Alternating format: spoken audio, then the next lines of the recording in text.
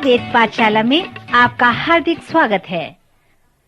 परमेश्वर का वचन जीवित, पवित्र एवं सामर्थी है। आशा है कि आज के वचन से आपको आत्मिक लाभ होगा। तो लीजिए प्रस्तुत है ये संदेश। नमस्कार श्रोता मित्र, प्रेमी प्रभु यीशु के पवित्र और सामर्थी नाम में आज के वेद पाठशाला कार्यक्रम में आपका स्वागत करते हैं। आशा करते हैं कि आप स्वस्थ होंगे और कार्यक्रम सुनने के लिए तैयार होंगे। मित्र, इसके पहले कि हम आज का सर्वेक्षण प्रारंभ करें, आइए हम प्रार्थना करें और प्रभु से आत्मिक आशीष मांगें। हम प्रार्थना करें। हे हमारे अत्यंत दयालु, अनुग्रहकारी और करुणामय परमेश्वर, हम आपका धन्यवाद करते हैं कि आपने फिर एक बार हमें अवसर दिया कि आपके पवित्र और जीवित वचन को सुन सकते हैं। प्रभु, आपसे हमारी प्रार्थना है कि आप हमारे श्रोताओं के हृदय को खोल दें, मनों को तैयार करें, ताकि वे आपके जीवित वचन को समझकर आत्मिक लाभ प्राप्त कर सकें। प्रभु, प्रार्थना करते हैं यदि कोई श्रोता बीमार हैं या किसी उलझन में पड़े हुए हैं, तो प्रभु आप उनकी सहायता करें, उन्हें छूकर चंगाई प्रदान करें, क्योंकि हम इस प्रार्थना को हमारे उद्धारकर्ता प्रभु यीशु मसीह के सामर्थी नाम में मांगते हैं। आमीन। श्रोता, यदि आपके पास बाइबल है तो मेरे साथ यहोशू की पुस्तक निकाल लें, जिसका हम अध्ययन कर रहे हैं। पिछले अध्ययन में हमने इस पुस्तक से आध्यात्मिक और व्यवहारिक बातों पर ध्यान किया था और इसके मुख्य पद, जो पहले अध्याय का 3 पद है, उसे देखा था, जिसे पौलुस ने भी इफिसियों की पत्री के 1 अध्याय और उसके 3 पद में बताया है। और इस प्रकार इन पद से व्यवहारिक और आत्मिक बातों को देखकर हमने पिछला अध्ययन समाप्त किया था। प्रेरित पतरस भी उस प्रतिज्ञा के देश के विषय में और मसीह में स्वर्गीय स्थानों में रहने के विषय में इस प्रकार बातें करता है और कहता है, क्योंकि उसके ईश्वरीय सामर्थ ने सब कुछ जो जीवन और भक्ति से संबंध रखता है, हमें उसी की पहचान के द्वारा दिया गया है, जिसने हमें अपनी ही महिमा और सद्गुण के अनुसार बुलाया है। मित्रवर, यह पद भी एक अच्छा पद है। यद्यपि पतरस पढ़ लिख नहीं सकता था, परंतु वह परमेश्वर को जानता था। वह एक वृद्ध व्यक्ति था, वह कोई विद्वान नहीं था, परंतु उसने अपनी पत्री में हमेशा परमेश्वर को जानने के विषय में लिखा है। वह आत्मिक रूप से संपन्न था, इसलिए उसने अपनी दूसरी पत्री के 1 अध्याय के 3 पद में कहता है कि परमेश्वर का ईश्वरीय सामर्थ हमें दिया गया है। और मित्र, यहाँ पर ध्यान करने योग्य जो बात है वो हमें दे दिया गया है, अर्थात सब कुछ जो जीवन और भक्ति से संबंध रखता है हमें मिल गया है।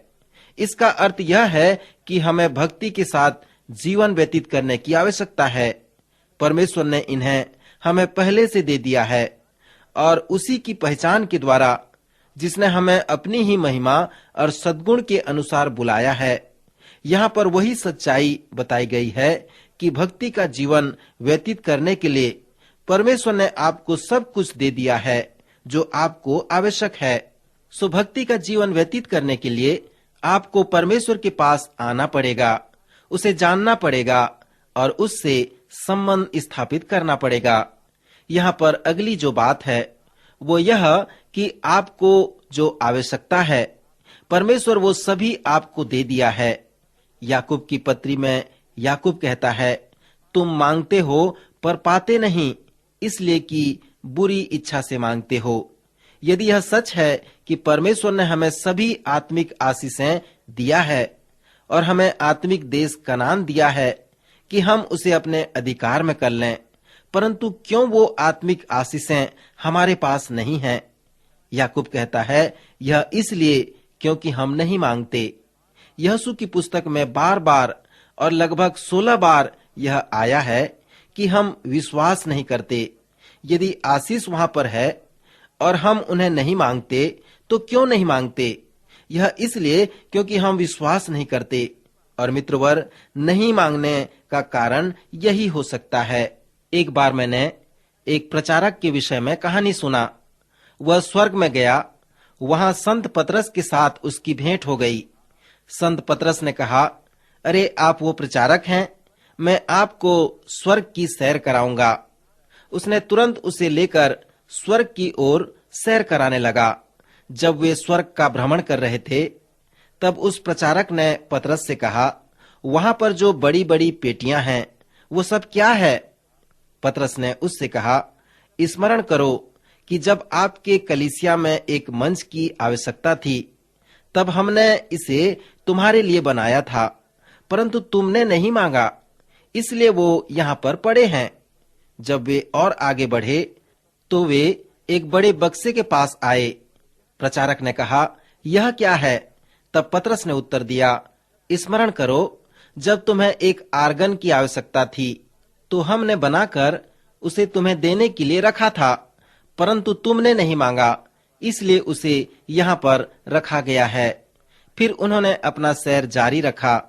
श्रोता मित्र, यहाँ पर जो हमें बताया गया है कि तुम मांगते नहीं, इसलिए तुम्हें मिलता भी नहीं है। पतरस और पौलुस कहते हैं, हमने मांग कर प्राप्त किया है, और यह इसलिए होता है कि हम विश्वास को नहीं समझते, उसे कार्यान्वित होने नहीं देते, उसे अपने जीवन में लागू नहीं करते। इसलिए मित्र, परमेश्वर ने हमें यहोशू की पुस्तक दी है। इस यहोशू की पुस्तक में हम 16 विश्वास के बड़े उदाहरण को पाते हैं। जब परमेश्वर चाहता है कि हम विश्वास के विषय को जानें, तो हमें उत्पत्ति के 10 या 12 अध्यायों में इब्राहिम के विषय में बताया गया है। श्रोता मित्र, विश्वास जो है बहुत महत्वपूर्ण है। यहाँ पर अनेक अध्यायों में इब्राहिम के विश्वास के विषय बताया गया है, ताकि हम विश्वास के बारे और जान सकें। इसके बाद परमेश्वर ने विश्वास के विषय बताना नहीं छोड़ा। जब हम यहोशू की पुस्तक में आते हैं, वहां पर परमेश्वर ने 16 बड़े अध्याय में विश्वास के विषय उदाहरण देकर समझाया है कि विश्वास क्या है, यह कैसे कार्य करता है, क्योंकि यह एक कुंजी है। हमारे पास वो आत्मिक कनान तो है, परंतु हम उसे अपने अधिकार में नहीं ले पा रहे हैं, और यह इसलिए क्योंकि हम विश्वास को नहीं समझ पा रहे हैं। पौलुस प्रेरित भी विश्वास के विषय एक पद देकर कहता है। जब हम 2 कुरिन्थियों उसका 9वां अध्याय 8वें पद को पढ़ते हैं, तो पौलुस कनान को इस तरह से चित्रित करता है, और परमेश्वर सब प्रकार का अनुग्रह तुम्हें बहुतायत से दे सकता है, जिससे हर बात में और हर समय सब कुछ जो तुम्हें आवश्यक हो तुम्हारे पास रहे, और हर एक भले कार्य के लिए तुम्हारे पास बहुत कुछ हो। श्रोता मित्र, क्या आप इस पद में सर्वोत्तम बात को देख पाए हैं? यहाँ पर लिखा है कि परमेश्वर सब प्रकार का अनुग्रह तुम्हें दे सकता है। सो यह पद अनुग्रह के विषय में बता रहा है। अनुग्रह परमेश्वर की ओर से परमेश्वर की आशीष है, जिसके हम योग्य भी नहीं हैं। अनुग्रह अलग अलग रूप से आता है। अनुग्रह परमेश्वर की सामर्थ के रूप में आता है कि भक्ति का जीवन हम व्यतीत करें। सो यह अनुग्रह शब्द हमारे आत्मिक आशीष का और प्रतिज्ञा के देश का अच्छा तस्वीर है। सो अनुग्रह कितना अधिक महत्वपूर्ण है। यहाँ पर यह पद कहता है, परमेश्वर सब प्रकार का अनुग्रह तुम्हें बहुतायत से दे सकता है।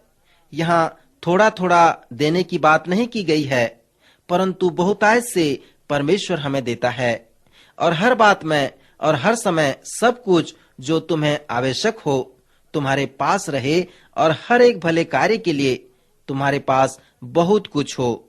सो यदि यह सत्य है, तो क्यों हमारे पास भले कार्य के लिए बहुतायत से नहीं है, और क्यों हम सब कुछ जो हमें आवश्यक है परमेश्वर से मांगते रहते हैं? सो श्रोता मित्र, जब हम अनुग्रह के विषय में विचार करते हैं, तो हमारे मन में बहुत सारी बातें आती हैं, परंतु यहोशू की पुस्तक में अनुग्रह के विषय हमें बहुत सारी बातें बताया गया है। यहोशू की पुस्तक में कनान को भौगोलिक रूप से दर्शाया गया है, जहां पर परमेश्वर के लोगों को प्रवेश करना है, और प्रवेश करके वहां के देश और शहरों को एक ही बार में अपने अधिकार में कर लेना है। परंतु इसके आध्यात्मिक उपयोग में क्या हम इच्छुक हैं? क्या आप विश्वास करते हैं कि परमेश्वर सब प्रकार का अनुग्रह तुम्हें बहुतायत से दे सकता है, ताकि तुम हर समय उसके अनुग्रह को जो तुम्हें आवश्यक हो तुम्हारे पास रहे, जिसे इस जीवन में करने के लिए परमेश्वर ने तुम्हें बुलाया है। कनान देश इस्राएलियों के उद्धार के उद्देश्य और मिस्र से उनका छुटकारा को चित्रित करता है। उनके उद्धार का उद्देश्य कनान में प्रवेश करना है।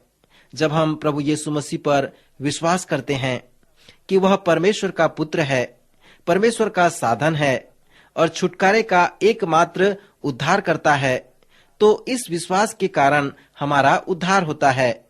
पर अब उद्धार पाने का उद्देश्य क्या है? जो कुछ भी आपका आत्मिक कनान है वही उसका उद्देश्य है। पौलुस प्रेरित कहता है, विश्वास के द्वारा अनुग्रह ही से तुम्हारा उद्धार हुआ है। पौलुस के अनुसार यह उद्धार हमारी ओर से नहीं है, परंतु यह परमेश्वर का दान है। फिर वह कहता है, हमारे भले कार्यों के कारण हमारा उद्धार नहीं हुआ है, परंतु हम मसीह यीशु में उन भले कार्यों के लिए सृजे गए हैं। सो श्रोता मित्र, आप यहाँ पर देखें कि जीवन में उद्धार पाने का उद्देश्य यही है। परमेश्वर पिता के पास कुछ कार्य हैं जिसे वह चाहता है कि हम उसका अनुभव करें। वह चाहता है कि हम उसमें होकर चलें और उन सेवाओं का अपने जीवन में अनुभव करें। परमेश्वर हमारा उद्धार इसलिए नहीं किया है कि वो हमें केवल स्वर्ग लेकर जाए। इस वर्तमान समय में हमारे उद्धार का महान उद्देश्य है और इसी बात को कनान देश चित्रित करता है। अनुग्रह इसलिए हमारे पास नहीं है क्योंकि हम इसे नहीं समझते कि कैसे इसे अपने जीवन में लागू करें, कैसे इसे कार्यान्वित होने दें।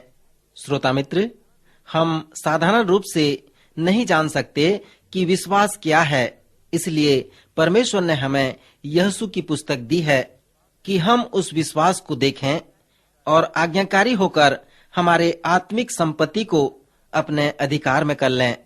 प्रभु आज के वचन द्वारा आप सबों को आशीष दे, आपकी सहायता करे। आइए प्रभु से प्रार्थना करें।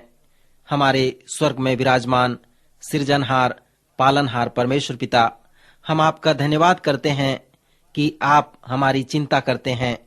आज के वचन के लिए आपका धन्यवाद।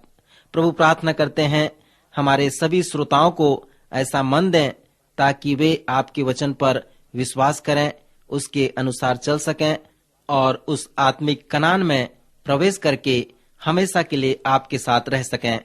प्रभु यीशु मसीह के नाम में मांगते हैं, आमीन।